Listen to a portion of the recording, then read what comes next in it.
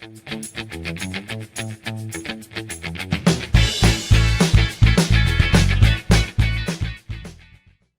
again!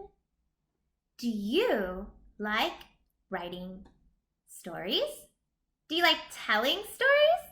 I love writing and telling stories because it lets me use my imagination.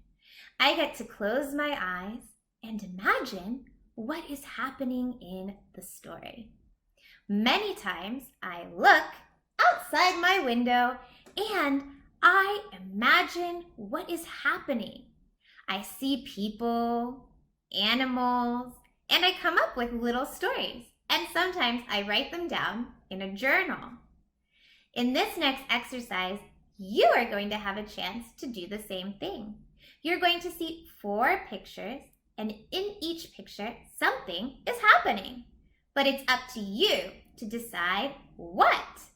Look at the pictures and decide who it is, what is happening, where the story is taking place, when, and why. You're going to answer these questions with a little bit of help, and I'm going to help you a tiny bit more to prepare to write your own story. And remember, there are no right answers to these questions. Use your imagination and come up with your very own special story. Let's go! I'm so excited!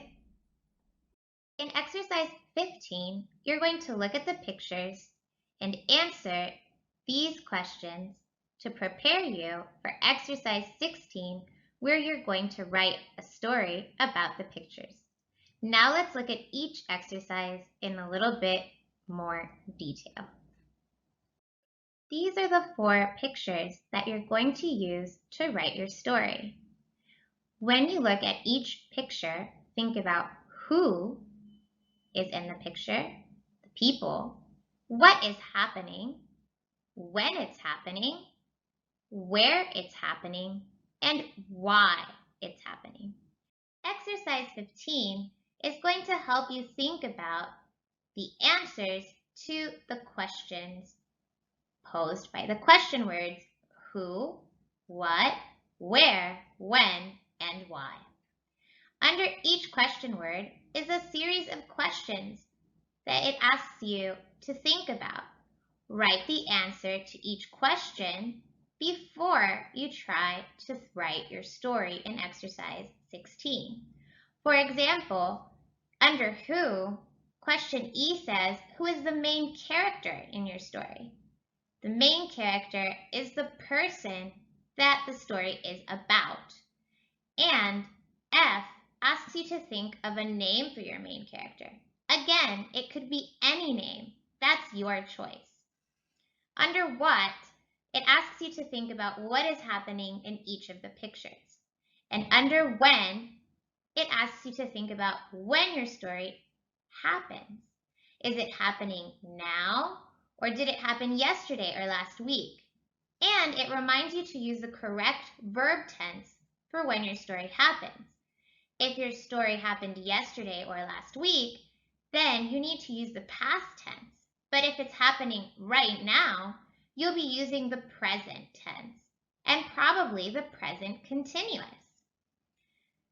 Where is another question word, and A through D ask you to think about where the people are in each picture.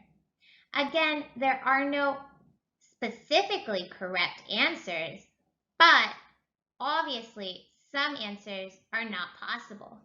For example, in picture number 1, they are inside, so you can't say that they are in a park because that's not possible.